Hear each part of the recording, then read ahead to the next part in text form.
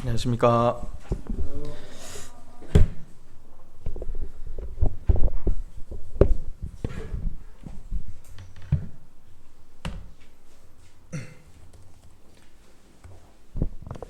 마이크가 작지 않으신가요?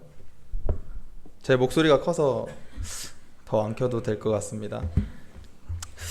저희 청년들은 제 목소리가 너무 커서 귀가 따갑다고 합니다. 그래서 좀 목소리 좀 제발 톤 좀 낮춰서 얘기하는데 고치도록 노력하겠습니다. 네, 제가 3주 전에 제 차례가 온다는 소식을 들었었는데 벌써 이렇게 수요집회 단 위에 서게 되었습니다. 3주간이라는 시간이 결코 짧은 시간은 아니지만 또 이렇게 바쁘게 살다 보니까 좀 빠르게 지나간 것 같고, 어떻게 지나왔는지 하루 전 일도 기억을 못 하는데 3주 전에 내가 뭘 생각하며 살았나 이런 시간이 듭니다. 이거 살짝 하울링이 울리는 것 같은데 조절 좀 해주시면 감사하겠습니다. 먼저 말씀 본론 들어가기 전에 다들 근황들을 이렇게 말씀을 하시더라고요, 초반에. 그래서 저도 근황, 이제 성도님들이 또 모르시는 부분들이 있을 것 같아서 제 근황을 살짝 말씀드리고 시작하도록 하겠습니다. 기억하실지 모르겠지만 제가 작년 이맘때쯤에 수요집회에서 그 간증을 하면서 그때 다니고 있던 회사를 소개를 한 적이 있습니다. 근데 오늘이 딱 진짜 날짜로 1년 되는 날입니다. 그때는 그 회사를 다니게 되면서 그 전 회사를 이제 퇴사하는 그 간증을 했었는데 아직 퇴사는 안 했고요. 1년을 잘 채웠습니다. 이게 걱정해 주신 성도님들도 많고 기도해 주신 성도님들도 많은데 이 자리를 빌어서 감사의 말씀 드립니다. 요즘은 회사에서 이제 아직 1년 차긴 하지만 하는 일이 좀 맡은 일들이 많아져 가지고 바쁘게 일하면서 지내고 있습니다. 보통은 이제 사무일을 하게 되지만 일산에 저희 이제 창고가 있는데요. 근 몇 개월 동안은 이제 주에 한두 번, 많으면 3번 정도 꼭 가게 됩니다. 일산이 서울에서는 한 50km 정도 되는데 사실 1시간이면 갈 수 있는 거리인데 출퇴근 시간에는 1시간 반에서 2시간 정도 걸립니다. 일산 창고를 가게 되면 이제 저희 회사 컨테이너들이 몇 개 설치가 되어 있는데요. 그곳에서는 요즘 이제 저희가 하고 있는 서비스는 아이스팩을 이게 얼려주는 동결 이제 서비스를 같이 하고 있습니다. 저희 원래 하고 있는 이제 본업이 따로 있고 이런 아이스팩을 얼려주는 서비스를 하고 있는데 그래서 이제 어쩌다 보니 저희 대표님과 제가 일산에서 창고를 이게 처음부터 이제 잡아야 되는 그 초기 이제 세팅부터 그리고 컨테이너 설치와 그리고 이제 생전 해보지도 않은 지게차 운전까지 이렇게 하게 되었습니다. 원래라면 지게차 자격증이 이제 필요하지만 이 3톤 이하의 지게차는 이제 면허 없이도 이렇게 운전을 할 수가 있어서 또 이제 그 안에서 운전 연습을 하고 이렇게 물건을 옮기고 상하차도 해주고 이렇게 적재까지 다 하는 일들을 하고 있습니다. 이제 제가 소속돼 있는 사업팀에는 이제 여러 가지 운영 부분에서 신경 써야 하는 부분들도 있어서 사무일도 많긴 하지만 또 이렇게 일산에서도 또 저에게, 제가 서울에 혼자서 일한다고 했던 거 기억하시죠? 제가 서울에서 혼자 일하고 부산에 다 모든 직원들이 있어서 서울에서는 저랑 대표님만 거의 일을 서울권에서는 거의 하는 경우가 많습니다. 근데 저희 이제 본업이 보통 경기도 쪽에 많이 몰려 있어서 컨테이너 이제 설치하는 부분이 많이 이제 몰려 있어가지고 이제 저와 대표님과 또 이제 그 저희 부장님이 이렇게 셋이서 좀 바쁘게 많이 일을 하고 있는데 이렇게 이제 일을 하다 보니까 또 여기에 더해서 교회 일까지 또 신경 쓰는 부분들을 하다 보니까 일주일이 어떻게 지나가는지도 모르겠고 한 달, 1년이 너무나도 빠르게 지나간 것 같습니다. 제가 1년 오늘 딱 회사 1년 차 된 날인데 제가 1년 전에는 뭘 했나 이렇게 돌아보면서 이 말씀을 준비하게 됐는데 오늘의 이제 본론으로 들어가서 오늘의 주제를 제가 정해 보았는데 고난에 대한 자세라는 주제로 교재를 준비해 봤습니다. 네. 혹시 고난하면 생각나는 인물이 있으실까요? 주님을 제외하고. 네, 맞습니다. 누가 욥이라고 이렇게 말씀해 주셨는데 제가 많은 인물들이 있지만 저는 욥이 바로 생각이 났고 또 오늘 제가 좋아하는 성경 인물 중 한 명인 욥에 대해서 묵상을 하고 또 고난에 대한 자세에 대해서 이렇게 교제를 할까 생각을 해서 이게 교재를 준비하였습니다. 먼저 욥기 1장 1절 보시겠습니다.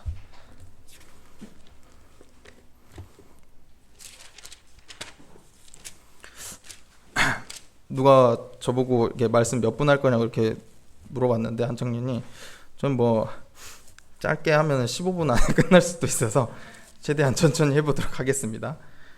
네.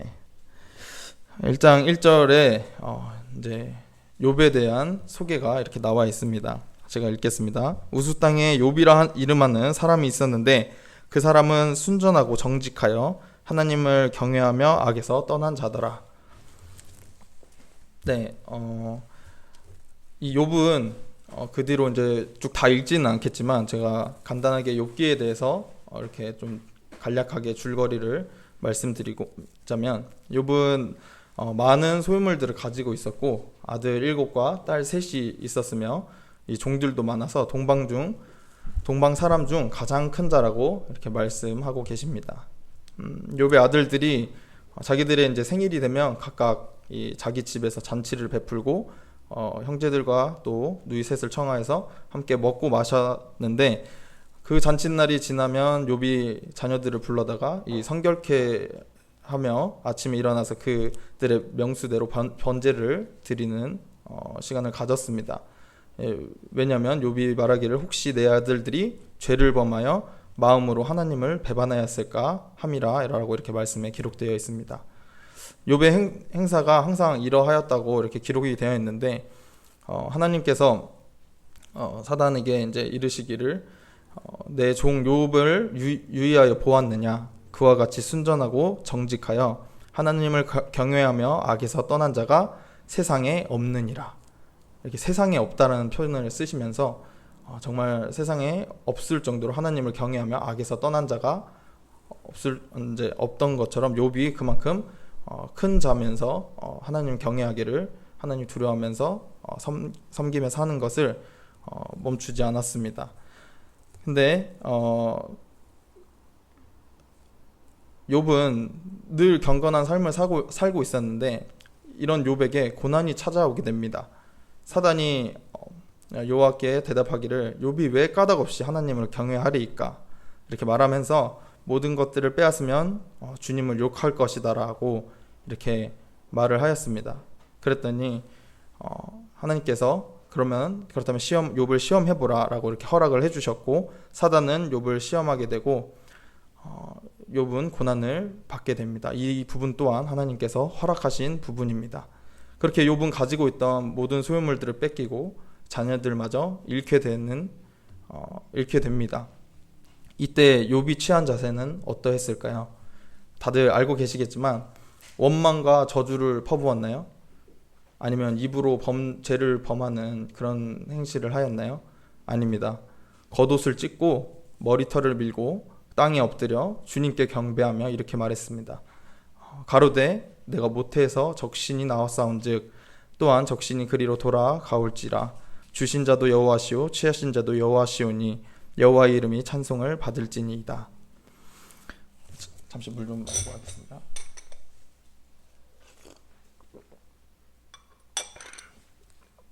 욥은 이러한 고난 중에서도 하나님을 향하여 어리석게 행동하거나 어리석게 원망하거나 원하지 않는 또 입으로 이렇게 범죄를 짓는 이런 어리석은 짓들을 하지 않았습니다. 오히려 여호와의 이름을 찬송하며 경배해야 했다고 이렇게 말씀에 기록되어 있습니다. 그러나 끝인 줄 알았던 이 욥의 고난은 또 계속되었습니다. 사단은 욥을 시험하게 되며 발바닥에서부터 정수리까지 종기가 나게 하였고 결국 몸이 쇠약해져 갔습니다. 2장 8절부터 이렇게 보시면 기와 조각으로 몸을 긁고 있다라는 이런 표현이 나오고 얼마나 몸에 악창이 나고 이렇게 간지러웠으면 기와 조각으로 몸을 긁고 있는 장면이 나옵니다. 그때 그의 아내가 욥에게 이렇게 말합니다. 당신이 그래도 자기의 순전을 굳게 지키느뇨 하나님을 욕하고 죽어라 이렇게 라고 어리석은 말을 하게 됩니다. 그러나 욥의 또 태도가 나옵니다. 욥이 말하기를 그대의 말이 어리석은 여자 중 하나의 말 같도다. 우리가 하나님께 복을 받았은즉 재앙도 받지 아니하겠느뇨 라며 입술로 범죄치 아니하였습니다. 또 이때 욥의 세 친구가 찾아와서 욥에게 충고를 하며 욥과 이 세 친구들은 이제 긴긴 토론을 하게 됩니다. 욥의 친구들은 원인이 있기에 욥에게 이런 결과가 생겼을 거라고 생각을 하고 말하면서 죄가 있기에 이런 상황이 생겼고 죄가 없으면 도저히 이런 상황은 있을 수가 없다 라면서 친구들의 이 말에 욥은 심히 괴로워하면서 결국엔 주님께 기도를 하게 됩니다. 나의 죄가 얼마나 많은지 나의 죄와 허물을 알게 해달라고 기도를 하게 됩니다. 욥은 하나님의 침묵에도 절대로 원망하거나 원통하여 입으로 죄를 짓는 어리석은 행실을 하지 않다고 이렇게 나와 있습니다. 하나님의 선하심을 끝까지 믿었으며 욥은 23절 10절에 이렇게 고백하였습니다. 나의 가는 길을 오직 그가 아시나니 그가 나를 단련하신 후에는 내가 정금같이 나아오리라. 결국 하나님께서는 폭풍 가운데로 나타나셔서 욥에게 대답하십니다. 그리고 말씀해 주시고 사람의 머리로는 이 측량할 수 없는 하나님의 이 능력과 위대하심에 대해 말씀하시며 욥은 주님을 만나게 되었을 때 자신의 이 무지함과 어리석음을 고백을 하고 자백하게 됩니다. 이전보다 결론은 욥은 더 큰 복을 받게 되면서 이렇게 욥기가 끝나게 됩니다. 욥을 통해 우리가 알 수 있는 것은 이 고난이 다가왔을 때 우리의 자세가 어떠해야 되는지 잘 보여주고 있다고 생각을 합니다. 욥의 자세는 하나님의 섭리를 이해하려 들거나 하지 않았습니다. 하나님의 이름을 오히려 찬송을 하고 경배하였습니다. 또한 우리의 이 작은 입술로 하나님을 찬양하면서 어떠한 그런 입으로도 범죄치 않는 그런 하나님을 끝까지 경외하는 이런 겸손한 마음으로 하나님의 선하심을 또 굳게 믿는 사람이었습니다. 베드로전서 4장 1절 보시겠습니다.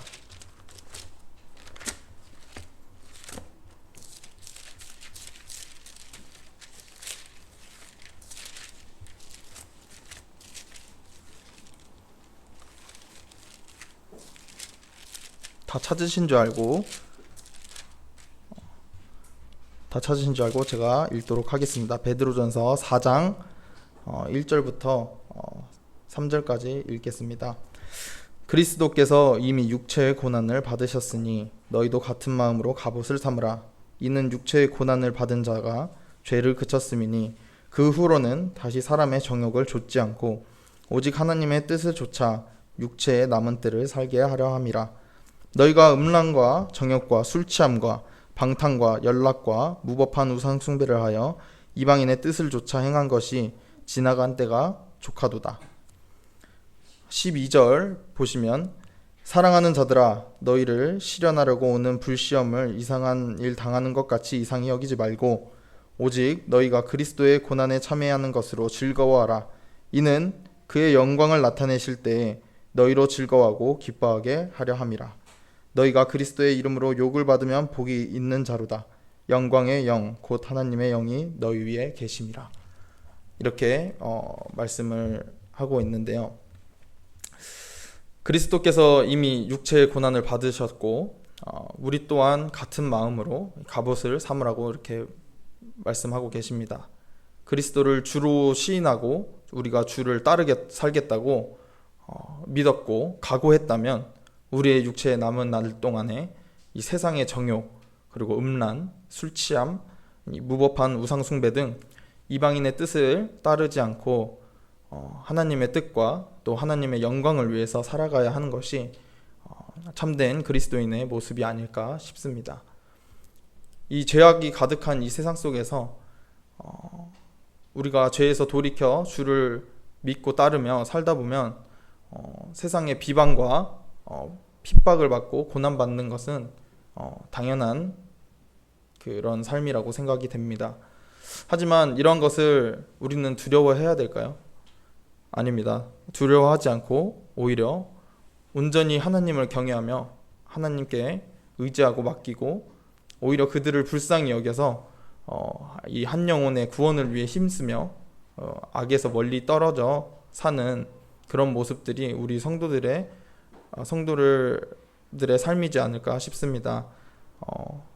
그리고 성도를 사랑하기를 힘쓰며 하나님 사랑하기를 멈추지 않고 늘 주님이 다시 오실 그날까지 하늘에 소망을 두며 살아가는 것이 우리의 또 소망이 있는 삶이지 않습니까? 그렇기 때문에 그런 삶들이 하나님이 보시기에 이런 아름다운 삶이지 않을까 이렇게 묵상을 하면서 생각을 하게 되었습니다.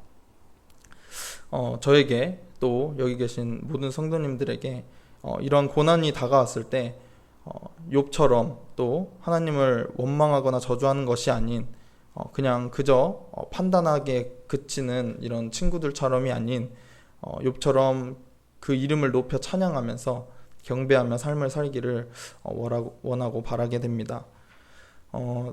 제가 이제 이 말씀을 왜 고난에 대한 자세에 대해서 했었냐면 제가 그 베트남 갔다 왔을 때 간증을 했는데 기억하실지 모르겠습니다. 제가 어떤 베트남에서 생활을 했었고 또 다치게 되면서 베트남의 이제 삶을 또 접고 이렇게 들어오게 되었는데 그 베트남 삶 속에서 항상 제가 느꼈던 거는 이 광야 같은 베트남 삶이었는데 이 고난의 삶을 나에게 허락하신 것도 은혜였구나라는 생각이 종종 들고 많이 생각을 하게 됩니다. 사실 베트남이 짧으면 8년에서 9년 정도의 이 삶이지만 저에게 있어서는 정말 큰 경험들을 했었고 제가 믿음의 길을 가는 데 있어서 오히려 저에게 단련이 되었고 아까 욥의 고백처럼 정말 나의 가는 길을 오직 주만 아시고 오직 주님께서 나의 갈 길을 인도하시는 그런 분이라는 것을 많이 깨닫게 되는 그런 시간들이었기 때문에 내가 이 고난에 앞으로 더 큰 고난이 올 수도 있고 앞으로 살아가면서 마주하게 될 이 고난에 대한 나의 자세는 어떠해야 되는가를 좀 항상 생각하게 되었습니다. 그럴 때마다 이 욥처럼 우리가 늘 사실 참 쉽지는 않다고 생각을 합니다. 욥처럼 이렇게 할 수 있는 사람이 몇이나 될까라는 생각을 하게 되지만 그저 원망하고 저주를 하고 감사하지 못하고 그냥 세상과 타협하려고 하는 이런 나 자신의 모습을 비춰보게 되는데 그렇게 되는 삶이 아닌 오직 하나님을 오히려 더 찬양하고 오히려 고난이 왔을 때 감사할 수 있는 그런 성숙한 성도가 돼야 되지 않을까라는 생각을 하게 되었습니다. 네, 그래서 앞으로 제 목표라 할까요? 어떠한 것이든지 항상 이제 베트남에서부터 생각했는데 어떠한 것이든지 어떠한 고난이 왔을 때도 이게 먼저 화를 내거나 하는 것이 아니라 감사 먼저 하자. 이 고난도 나에겐 주신 것도 허락하신 것도 감사다라는 생각을 많이 하게 되었습니다. 네, 그래서 제가 또 몇 주간 트렌드가 안 따라졌죠. 그래서 특송을 하나 준비했는데 은혜자매님 반주 좀 부탁드리겠습니다.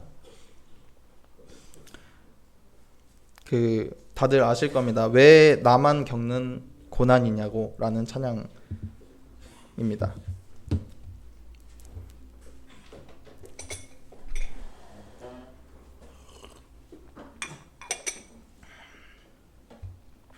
제가 좀 띄어서 부르겠습니다.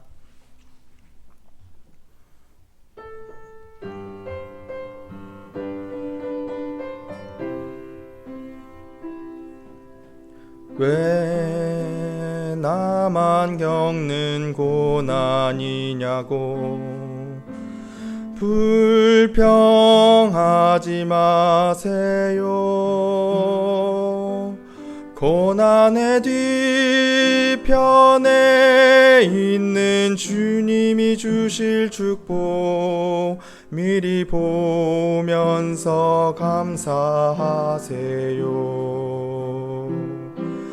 너무 견디기 힘든 지금 이 순간에도 주님이 일하고 계시잖아요.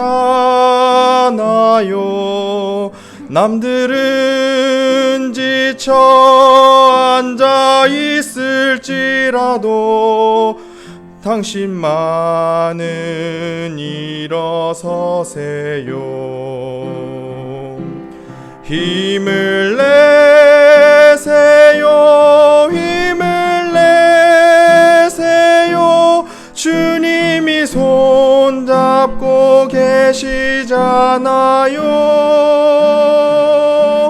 주님이 나와 함께함을 믿는다면 어떤 역경도 이길 수 있잖아요. 왜 이런 슬픔 찾아왔는지 원망하지 마세요. 당신은 잃은 것보다 주님께 받은 은혜 더욱 많음에 감사하세요. 너무 견디기 힘든 지금 이 순간에도 주님이 일하고 계시잖아요. 남들은 지쳐 앉아 있을지라도 당신만은 일어서세요. 힘을 내세요. 힘을 내세요. 주님이 손잡고 계시잖아요.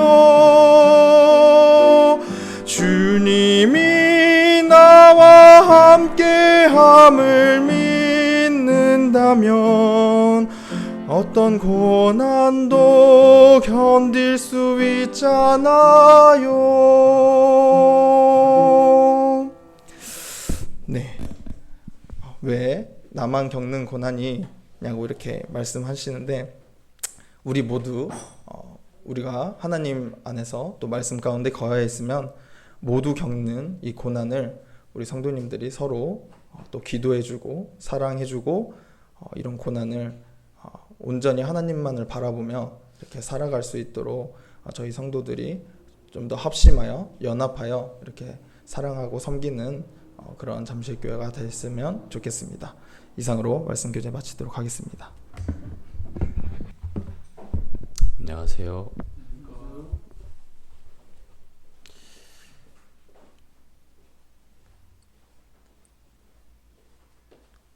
수요일 날 8시 30분부터는 제가 예약한 시간이 되어버렸네요.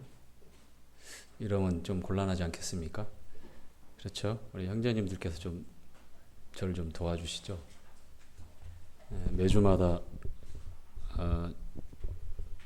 제가 이 시간을 다 도맡아서 해야 된다는 그런 건 아닌 것 같고요. 말씀드렸다시피 제가 늘 준비는 합니다만 우리 형제님들 가운데도 교제하고 싶은 그런 다른 주제나 내용들이 충분히 있다고 생각을 하고 있고요. 레위기만 계속해서 교제를 하다 보면 또 교회에 주시는 말씀을 우리가 또 균형 잡힌 그 말씀을 또 놓칠 때가 있을 것 같아요. 하오니 help me. 자, 레위기 15장 오늘 유출병에 관한 교제 마무리하도록 하겠습니다.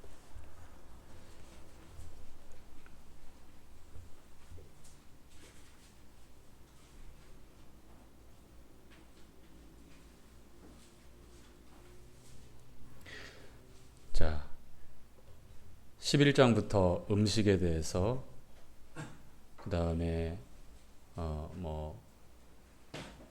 의식주에 관한 내용들, 무엇을 먹을 것인가, 무엇을 입을 것인가, 또 집을 어떻게 하고 살 것인가, 또 출산할 때의 그 산모의 산열에 대해서 성경은 어떻게 정결 예식을 가지고 읽는가, 그 다음에 나병이라고 하는 천형, 가장 절망스러운 그 질병 가운데서도 하나님께서 어떤 말씀을 하시고자 하는 것이며, 그리고 이것이 우리에게 주시는 나병을 통해서 어떠한 교훈을 주셨는가, 정결 예식들, 제사법이 끝나고 이제 생활법이 나오면서 이스라엘 백성들이 하나님의 말씀을 가지고 구별된 삶을 광야에서부터 그렇게 살아가게 됩니다.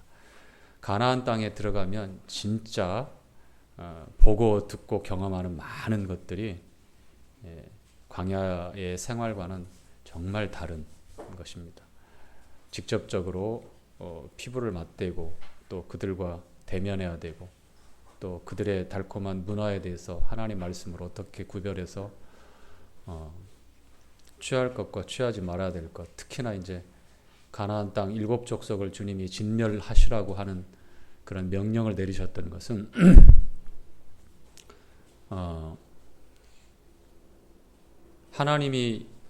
하나님께서 이스라엘 백성들을 인도할 때에 하나님이 거룩하기 때문에 그 백성들에 대해서도 그 거룩한 삶을 또 명령하시고, 또 가나안 족속들, 가나안 땅에 있는 그 풍습과 삶과 그 사람들의 마음가짐과는 정반대였기 때문에 양립할 수 없고 동거할 수 없고 함께할 수 없었습니다. 어떻게 보면 구약에 나타난 하나님은 너무 무섭기도 하고, 그리고 오늘날 우리가 볼 때에는 너무 심한 거 아니야 라고 하는 그러한 생각까지 할 수 있는 그러한 설명들이 나오는데, 우리가 이제 정복전쟁, 출애굽을 해서 가나안 땅을 들어가서 정복전쟁 할 때 보면 성 하나를 유아까지, 심지어 짐승까지 다 진멸하라고 하는 그러한 기록도 나옵니다. 여리고성이 그랬고, 또 그 밖에 이제 정복전쟁을 하면서 그러한 일들을 만나게 되는데, 그만한 이유들이 있어요. 만연한 죄와 질병, 절대로 양립할 수 없고 동거할 수 없는 그런 상황과 그런 문제들이 있었기 때문에 하나님께서는 참 심하시지 않느냐라는 어떤 우리 생각을 할 정도까지 아주 철저하게 진멸을 명령한 그런 기록들이 나옵니다. 우리가 알아야 될 것은 하나님의 거룩에 대해서는 우리 사람 편에서 뭔가 타협하고 이 정도는 됐겠지 하는 그런 타협점이 없어요. 하나님의 기준에 우리가 맞추고 순종하고 복종하느냐, 그렇지 않고 대적을 하느냐, 욕심대로 사느냐 차이가 있는데, 사실 이스라엘 백성조차도 하나님의 거룩한 그 기준인 율법에 실패합니다. 하나님이 율법을 주신 이유는 첫 번째가 가나안 땅에 살아갈 때에 구별된 하나님의 백성으로서 법을 가지고 있는 하나님의 백성으로 구별된 삶을 위해서 주셨어요. 그 두 번째는 뭐냐면 약속된 메시아가 오시기까지 하나님의 은혜를 더욱 바랄 수 있도록. 왜냐하면 율법 아래 갇혀 있다고 하는 것은 신음할 수밖에 없거든요. 하나님의 그 거룩한 기준에 죄인된 인생들이 아무리 노력한들 다다를 수가 없어요. 율법과 하나님의 법은 절대로 잘못된 게 아니에요. 의롭고 완전한 하나님의 말씀이에요. 그런데 타락한 우리 죄성을 가지고 있는 사람들이, 저와 여러분이 그 하나님의 기준에 도달할 수가 없어요. 다시 말씀드리자면 하나님이 율법을 주신 두 번째 목적이 죄를 심히 죄되게 하기 위해서, 즉 양심이나 그 다음에 생활 관습이나 도덕이나 그것으로 살아도 충분한 어떤 그런 규범들을 만들어서 살 수 있어요. 그럼에도 불구하고 하나님께서는 율법이라고 하는 하나님의 거룩한 법을 통해서 우리의 본질적인 죄에 대해서 낱낱이 바르게 드러나고 보게 하시는 거예요. 똑바로. 그래서 결국은 이 율법은 정죄하는 법이기 때문에 행하라, 지켜라, 그러면 살 것이다. 반대의 상황이면 심판을 당하고 죽잖아요. 근데 우리가 다 반대의 상황으로 내몰리기 때문에 결국은 도망갈 수밖에 없어요. 어디로 도망가야 돼요? 도피성이라고 하는, 주님이라고 하는 은혜의 성으로 도망갈 수밖에 없어요. 그래서 주님을 기다리고 은혜의 때까지 몽학선생이라고 알려져 있는, 그 가정교사라고 알려져 있는 이 구약의 법대로 그렇게 있었다면 이제 주님이 오셔서 은혜와 진리가 충만한 하나님의 영광을 우리에게 그대로 보여주시면서, 모세는 하나님과 대면하면서 40일 동안 있으면서 어떻게 됐어요? 모세가 어떻게 됐어요? 광채가 났죠. 그래서 이스라엘 백성들이 이 모세 얼굴에 광채 나는 것에 주목을 하게 돼요. 왜 주목을 했죠? 놀라운 거예요. 빛나는 거. 그래서 하나님이 아닌, 하나님의 말씀이 아닌, 하나님의 법이 아닌 모세라고 하는 한 개인의 그 빛나는 그 광채에 주목하고 앞뒤가 이제 바뀌어져 버리는 상황이. 그래서 모세는 이러면 안 되겠다. 그래서 어떻게 하지요? 수건으로 그걸 가려요. 자기를. 그리스도 안에 들어오면 이 수건은 다 이제 벗겨질 것들인데, 이스라엘 백성들은 여전히 이 구약에 이 모세의 얼굴에 있는 그 광채에 주목하게 된 거죠. 그래서 예수 그리스도를 통해서 수건이 벗겨지고, 예수 그리스도를 통해서 모세의 얼굴에 빛나게 했던 그 광채 반사되는 거잖아요. 그렇죠? 그렇죠? 우리 성도님들 가운데도 보면 얼굴이 정말 광채가 나는 분들이 있어요. 아마 이분들은 주님과의 교제가 정말 긴밀할 거라고 생각합니다. 저도 그런 거라고 설명을 드렸는데 인정을 안 하시고 계시지만, 자, 뺀질뺀질이 아니라 광채가 나는 겁니다. 자, 주님이 그 빛의 근원이시기 때문에 우리 주님이 오셔서 실제로 생명의 빛, 영광의 빛, 그 하나님의 그 영광의 빛을 우리에게 보여주시는 거. 이제 수건이 필요 없어요. 실체가 오셨기 때문에. 율법은요, 주님이 오실 때까지 몽학선생이라고, 가정교사처럼 아직 자랄 때까지만 이제 성년이 되어지면 혼자서 다 할 수 있기 때문에, 다 배워서 할 수 있기 때문에 은혜의 때까지 필요했던 법이고, 결국은 정죄의 법이기 때문에 어떡합니까? 더욱 하나님의 은혜를 바라볼 수 있게 되잖아요. 그쵸? 율법으로는 안 되는구나. 내가 아무리 행한들, 내가 아무리 지킨들, 612가지의 계명을 정말 잘 지켰는데 마지막 613가지 계명을 딱 못 지키면 전체를 못 지키게 되는 거예요. 율법이 그런 겁니다. 쇠사슬처럼 이렇게 고리고리 연결되어 있는 걸로 생각하시면 돼요. 중간에 끊어지든 처음이 끊어지든 뒤에가 끊어지든 연결이 안 되는 건 마찬가지. 이게 법이 그런 거예요. 율법이. 이게 아무리 애를 쓰고 노력해도 안 되는 게 우리 인생으로서는, 다만 그 율법을 통해서 하나님께서 그리스도 아들을 보내서 그리스도 안에 있는 이 은혜의 그 성으로, 왜냐하면 율법은 공의의 법이기 때문에 우리는 죄인이고, 율법은 절대로 나쁜 게 아니에요. 우리가 법원에 갔을 때 검사는 무섭죠. 그렇죠? 검사는 무서워요. 왜냐하면 죄를 추궁하거든요. 물론 없는 죄도 만드는 검사들은 잘못됐지만, 진짜 검사의 역할은 죄를 더 추궁하고 낱낱이 밝혀내서 그 죄값을 책임지게 만드는 게 검사예요. 판사가 나중에 그 판결을 하지만, 그렇죠? 율법이 그런 겁니다. 공의로워요. 의로워요. 잘못된 게 아니에요. 검사가 나쁜 사람들 아닙니다. 정치인들이 지금 뭐 검언유착, 뭐라고 막 이렇게 하는데, 정치인들이 이렇게 날마다 그 이익에 따라서 하는 얘기 때문에 이 검사 역할이 많이 곡해되어지고 오해되어지는데, 그렇지 않아요. 율법은 마치 검사와도 같아요. 그렇죠? 예.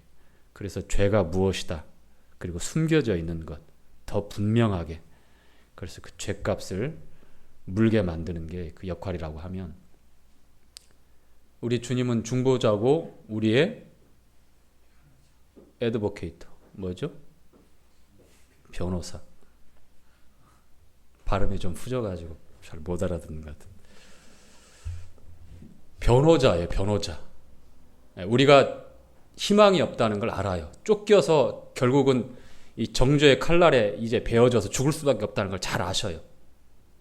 그래서 주님이 오셔서 은혜의 성문을 활짝 열어놓고 나한테 도망오라고 하는 거예요. 내게 들어오라고 하는 거예요. 도피성이 바로 주님이잖아요. 요단강 동쪽에 서쪽에 세 개씩 해서 실수로 사람을 죽이거나 그 원수가 쫓아올 때 피할 수 있도록, 제사장이 그 성에 살아있을 동안에는 그 안에서 보호받을 수 있도록, 그 제사장이 이제 죽게 되면 자유롭게 나갈 수 있도록, 이게 법으로 이렇게 보호를 했던 거예요. 그래서 율법에 두 가지 이 목적이 있다고 하는 것. 그리고 이스라엘 백성들이 그 율법을 가지고 가나안 땅에서 살았지만 결국은 어떻게 됐어요? 동일하게 실패하죠. 실패합니다. 결국 주님이 말씀하시는 대로 주님이 오셨지만은 결국 주님께 피하기보다는 사도 바울이 로마서 10장에서 그 말씀을 그렇게 기록하고 있는데, 하나님께 대한 열심이 있고 하나님께 대해서 뭔가를 증명해 보려고 그 당시 예수님 오셨을 때까지도 유대인들은 아주 노력을 했어요. 근데 실패했잖아요. 행위에 의지했다고 그래요. 자기의 의를 세우려고 하나님의 의 대신 예수 그리스도 앞에 절대로 굴복하거나 복종하지 않았다고 그랬어요. 그래서 실패하고 결국은 어떻게 됩니까? 멸망을 당하게 되는 거죠. 자, 레위기 15장 지난주에 설명을 드린 대로 1절부터 15절까지 이 생활법 중에 이제 마지막에 이 유출병에 대해서 정결할 것, 구별될 것, 그 다음에 거룩한 삶에 대해서 가장 은밀한 부분에, 가장 중요한 부분에 있는 부분에 대용에 대해서 어떤 정결 예식이 있었는지에 대한 내용이 이 레위기 15장에 기록되어 있는데요. 1절부터 15절까지는 남자들의 부정한 유출에 관한, 그러니까 질병을 얻어서 되었을 때에 어떻게 정결을 하게 해야 되는지, 그리고 16절부터 18절까지는 자연적인 유출이지만 이것도 부정하다라고 성경은 그렇게 말씀하고 있습니다. 자연적인 유출에 대해서는 그러나 정결 예식이 뒤따르지 않았죠. 그리고 19절부터 24절까지는 여인의 자연스러운 또 유출입니다. 이게 이제 어쩔 수 없는 것들. 그래서 이것도 역시 부정하게 성경은 말씀하지만 정결 예식은 뒤따르지 않습니다. 그리고 끝으로 25절부터 30절까지의 내용은 여인들의 부정한 유출에 관한 거죠. 그래서 지난주에 12년 동안 혈루병을 앓고 있었던 여인을 주님이 어떻게 정결하게 했는지, 그 여인이 취했던 태도, 주님 앞에 나오기까지 어떠한 믿음을 가지고 나왔는지, 아울러서 주님의 몸에 손을 댄다고 하는 것, 그리고 반대로 또 주님이 친히 환처에 손을 대어서 그 부정한 것을 다 우리 주님이 가져가시고 대신해서 주님의 그 완전한 의로움, 정결함을 그 상대에게 전가시켜 주는지. 특히 이제 혈루병을 앓다가 이 주님의 옷가에라도 내 손을 대면 내가 낫겠다라고 하는 믿음을 가진 이 여인, 이름 모를 여인의 이 취했던 행동은 우리에게 이 굉장히 중요한 의미를 전해주고 있었고, 그리고 그 안에 복음이 숨겨져 있었다고 하는 것들을 우리가 교제를 했습니다. 여러분들이 만약에 그와 같은 여인의 심정이라고 하면 어떻게 해야 될 것 같아요? 예. 나는 부정해요. 내가 손을 대면 손을 대는 사람이 부정하게 될 수밖에 없어요. 12년 동안 찾아가지 않은 의사가 없고 또 좋은 나을 수 있다라고 하는 그런 약재를 사용하지 않은 경우가 없어요. 그래서 재산을 다 허비했다고 합니다. 이제 이 여인에게는 말 그대로 절망의 나날들이죠.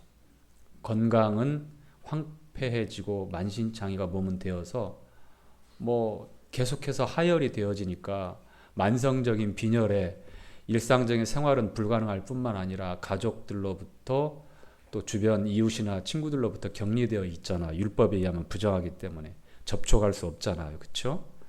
그래서 정신적으로도 황폐화되어졌고 몸은 말할 것도 없고요. 그래서 마지막으로 이 여인이 가지고 있었던 마지막 희망이 뭐예요? 우리 주님이잖아요. 그렇죠? 이 복음이 그녀에게 들려졌고 하나님의 아들이신 예수님이 나를 낫게 할 수 있다. 그 믿음을 가지고 와서 어떻게 했어요? 손을 댔죠. 옷가에라도. 주님이 그 찰나의 순간에 이 능력이 나간 걸 아시니까 둘러보면서 누가 내 몸에 손을 대었느냐 이렇게 여쭤보시잖아요. 그렇죠? 여러분 그때 무리가 옹이에 밀기 때문에 그 여인뿐만 아니라 수많은 사람들이 주님의 몸을 터치해 손 댔단 말이에요. 어깨로 밀고 몸 여기 밀고 손으로 잡기도 하고. 근데 그 어떤 사람에게도 그러한 능력이 나가지 않았어요. 주님으로부터. 오직 그 여인에게만. 왜요? 그 여인의 절박한 상황에 가지고 있었던 주님을 향한 믿음. 그 믿음이 얼마만큼 하나님의 능력이 나의 능력이 되어지는지, 하나님의 의로움이 나의 의로움이 되어지고, 하나님의 영광 안에 내가 그대로 들어가서 함께 영광 가운데 있는지. 이 믿음이 그래, 믿음이. 성경에서 말하는 믿음은 단순한 지적인 동의가 아니다. 그렇죠? 이 여인이 믿음이 있기 때문에 어떠한 행동을 했는지, 그리고 실제로 그 믿음의 능력을 따라서 어떠한 결과가 이루어졌는지 우리는 누가복음에 기록된 이 혈루병을 앓았던 여인의 사건을 통해서 주님의 능력이 믿음을 통하여 어떻게 전가되어지고 완전해지고 몸뿐만 아니라 따라 내 믿음이 너를 구원하였으니 평안히 가라. 평안히 가라. 여기 안에 우리 인생들의 모든 해답이 있잖아요. 하나님으로부터 그리스도로부터 평안히 가라라고 했을 때는 어떤 평안입니까? 하나님께서 보증하시는 그리스도와 함께하는 든든하고 변하지 않는 거라는 거예요. 그렇죠? 우린 지난주에 믿음이라고 하는 것은 하나님의 약속을 진리로 받아들이는 것이 믿음이라고 했잖아요. 그렇죠? 변하지 않는 것이 진리이고, 그래서 우리가 안전할 수 있고 확신 가운데서 우리가 주님을 바라볼 수 있다라고 말씀을 드렸고 이렇게 교제를 했습니다. 이 여인이 그런 거예요. 이 여인이. 자, 말씀 가운데 보면은 계속해서 반복되는 말씀이 있어요. 자그마치 15장에 10번 반복되는 말씀이 있는데 혹시 여러분 어떤 말씀인지 아세요? 10번 반복돼요. 자, 한번 볼까요? 5절부터 그 말씀이 나오는데, 자, 5절부터 한번 읽어볼까요? 시작. 그 침상에 접촉하는 자는 옷을 빨고 물로 몸을 씻을 것이며 저녁까지 부정하리라. 자,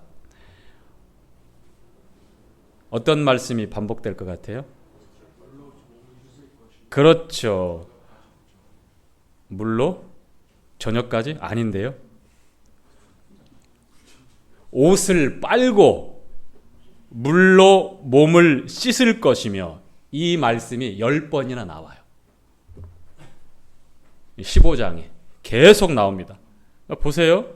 자, 7절에도 보니까 유출병 있는 자의 몸에 접촉하는 자는 옷을 빨고 물로 몸을 씻을 것이며, 또 그 다음에 8절 하반절 보면 침을 뱉으면, 그 유출병인 사람이 침을 뱉으면 그 침을 맞은 사람이 부정하게 되니까 옷을 빨고 물로 몸을 씻을 것이며, 계속 나와요. 9절, 11절, 10 계속 나옵니다.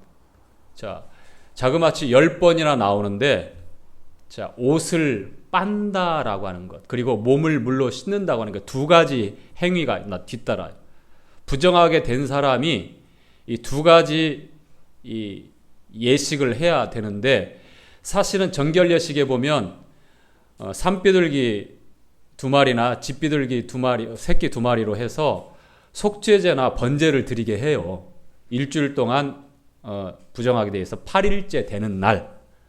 그런데 이 옷을 빨고 몸을 물로 씻는다고 하는 것은 모든, 그러니까 자연적인 부정이나 또 부정적인 부정이나 할 것 없이 전부 다 포함되는 겁니다.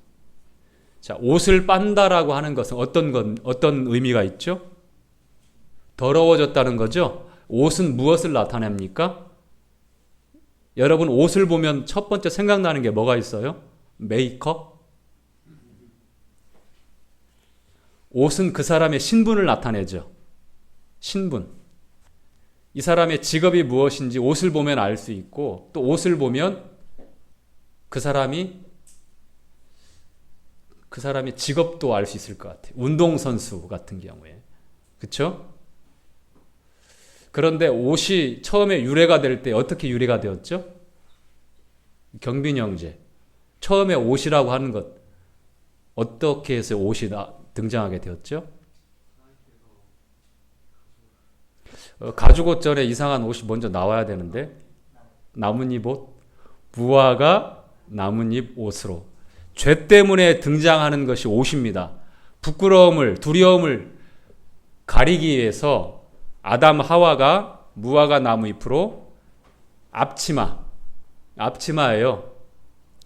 전체 이렇게 통으로 이렇게 둘러싼 옷이 아니라 앞에만 이렇게, 무슨 말씀인지 아시죠? 그러니까 뒤에는 다 오픈되어 있는 거예요. 그러니까 아마 이렇게 가리고 다니다가 저기 뭐 있냐고 돌아서 딱 보면 앞에 보면은 깔깔대고 놀릴 수도 있는.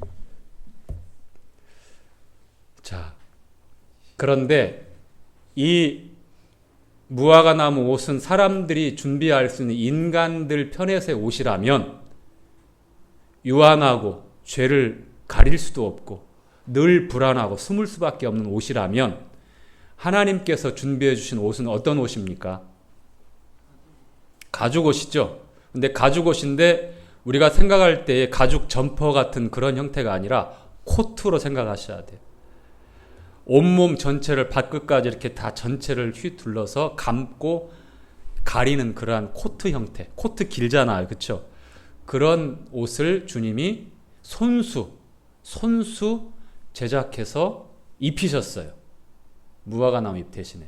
이것은 아들을 통해서 우리 인생들을 구원하실 그러한 이 먼 계획을 보여주시는 거예요.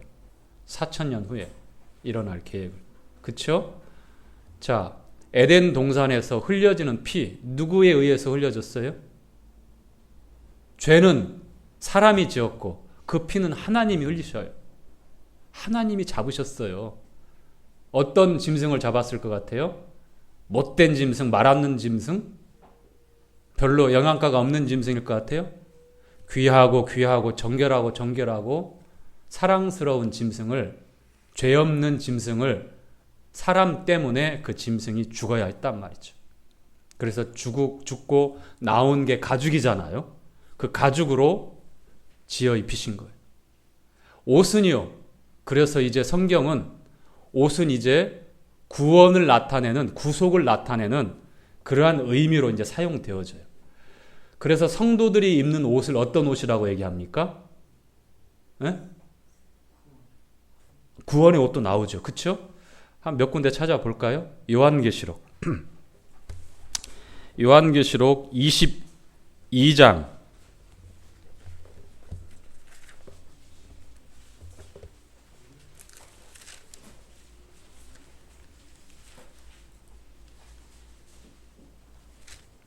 22장 14절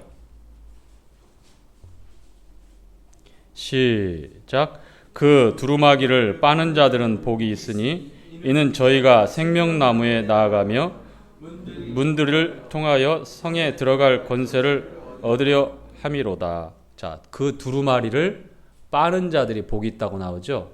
옷을 빨고 물로 몸을 씻으라고 그랬잖아요. 근데 여기 두루마리를 빤다라고 했을 때에 하나님의 계명, 하나님의 말씀을 지키는 자들을 나타내요. 이 말씀. 그런 자들이 복이 있다라고 말씀을 하는 겁니다.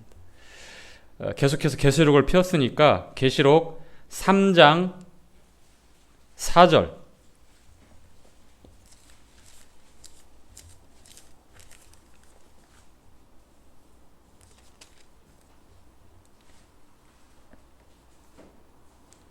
자, 아시아의 7교회 중에 4대 교회에 하시는 말씀 중에 일부입니다. 자, 4절. 그러나 시작. 그러나 4대에 그 옷을 더럽히지 아니한 자 몇 명이 내게 있어 흰 옷을 입고 나와 함께 다니리니 그들은 합당한 자인 연고라. 자, 무슨 옷을 입고 주님과 함께 다닌다고 합니까? 흰 옷. 하얗다고 하는 것은 거룩을 나타내요. 정결을 나타내는 겁니다. 색깔의 의미가. 그런데 그 전제되어지는 내용이 뭐가 있죠? 옷을 더럽히지 않은 사람들이에요. 사대교회는 이름은 살았지만 이름만 있고 실제는 죽었다라고 책망받는 교회였습니다. 그런데 몇 사람이 소수지만 그 옷을 더럽히지 않았다는 것이. 정결 예식에 보면 항상 부정하게 되었을 때 옷을 빨고 물로 몸을 씻으라고 했을 때는 이 부정하게 되었다, 즉 죄로 인하여 하나님의 말씀에서 이탈되어져 있는 그런 상황을 나타낼 때 이렇게 표현하고 있는 겁니다. 성도의 구별된 삶이 아니라 세상의 흐름에 둥둥둥둥 생명력 없이 떠날려 가는 것처럼 그러한 상황을 얘기하고 있어요. 자, 3장 18절. 자, 마지막 때의 교회인 라오디게아 교회에 주님께서 사랑하시기 때문에 징계하시는 내용 중에 한 부분인데 정말 필요한 부분입니다. 어떻게 하라고 하는지 자 보십시오. 18절에 내가 시작. 내가 너를 권하노니 내게서 불로 연단한 금을 사서 부요하게 하고 흰 옷을 사서 입어 벌거벗은 수치를 보이지 않게 하고 안약을 사서 눈에 발라 보게 하라.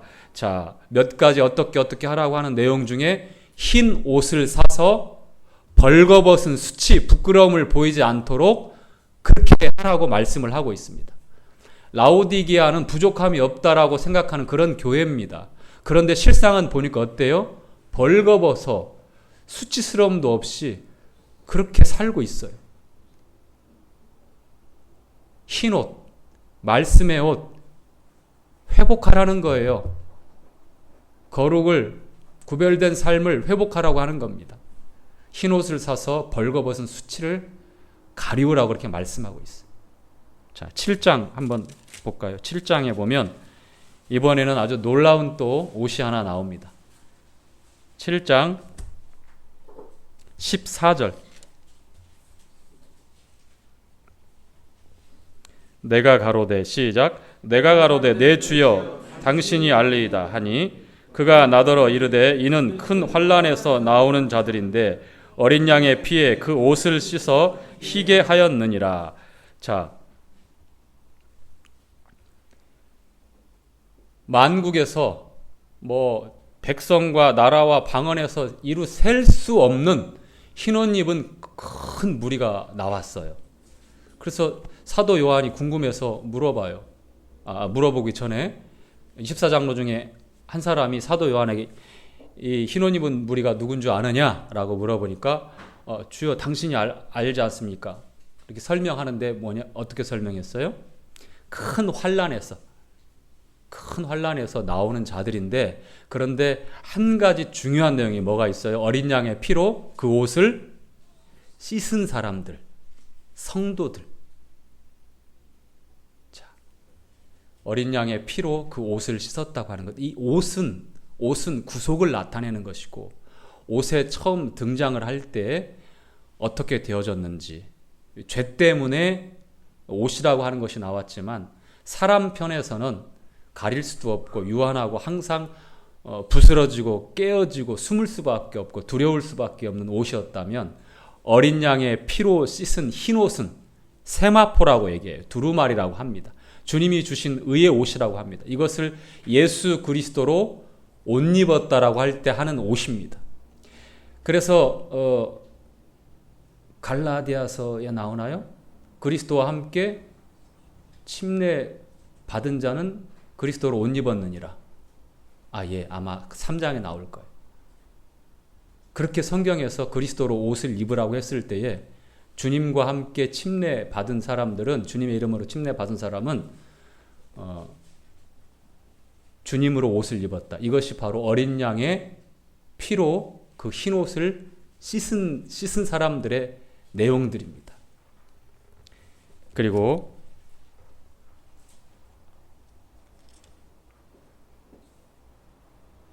마지막 결론 부분에 이런 내용이 있어요. 자, 읽어볼까요? 31절부터 읽겠습니다. 너희는 시작. 너희는 이와 같이 이스라엘 자손으로 그 부정에서 떠나게 하여 그들로 자, 죄송합니다. 레위기 15장 31절. 계시록 31절 찾고 계셨어요? 미스.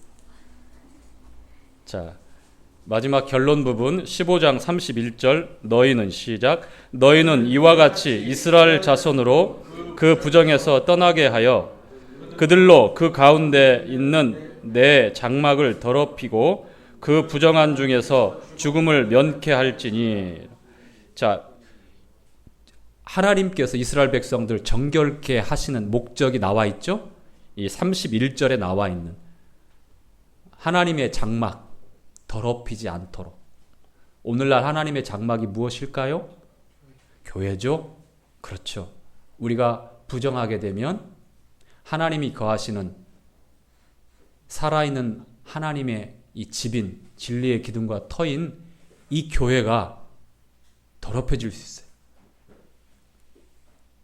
죽지 않도록, 죽음을 면하도록 정결하게 이 정결 예식과 정결법을 주시고, 이러한 부정한 모든 것들로부터 조심하라고, 지키라고 이렇게 말씀을 하고 있는 겁니다. 32절. 이 규례는 시작. 이 규례는 유출병이 있는 자와 불결을 앓는 여인과 유출병이 있는 남녀와 불결한 여인과 동침한 자에게 관한 것이니라.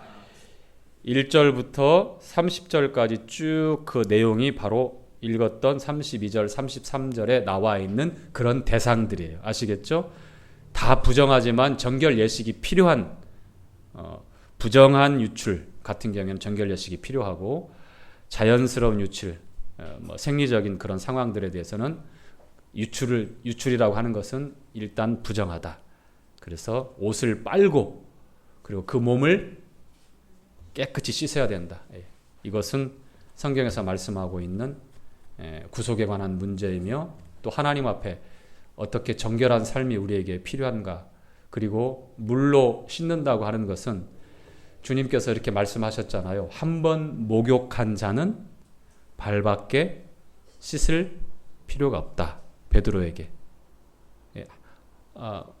어린 양의 피로 그 옷을 빨았던 사람들은 이게 목욕한 사람들이에요. 예수 그리스도로 의의 옷을 입은 사람들을 가리킵니다. 이제는 물로 씻어야 될 게 다 끝난 거예요?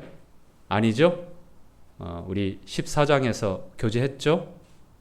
정결법에서 회개와 자백 부분에서 자백 부분, 이 반복적인 회개, 주님 만날 때까지, 주님 나라에 갈 때까지 이 자백하는 것, 이것은 심판에 대한 두려움에 대한 것이 아니라 하나님과의 교제에 있어서, 그래서 물로 씻는 것은 이 정결 예식에 있어서 항상 하나님과의 교제를 회복하기 위한 그런 자백이다라고 하는 것들 끝으로 말씀드리면서 15장 마무리하도록 하겠습니다. 다음 기회에는 다른 형제님들도 준비했으면 좋겠고요. 저는 이제 항상 준비를 하겠습니다만, 레위기 16장에 레위기의 가장 중요한 내용이 담겨져 있는 장입니다. 속죄일에 관한, 속죄제에 대한 대속죄일, 욤 키프르라고 하는 그 특정한 1년 중에 정해진 그 날이 있는데, 속죄일에 대한, 속죄제에 대한 교제가 있습니다. 여러분도 한번 미리 예습하시면 교제할 때 굉장히 유익이 있을 것 같습니다. 마치도록 하겠습니다.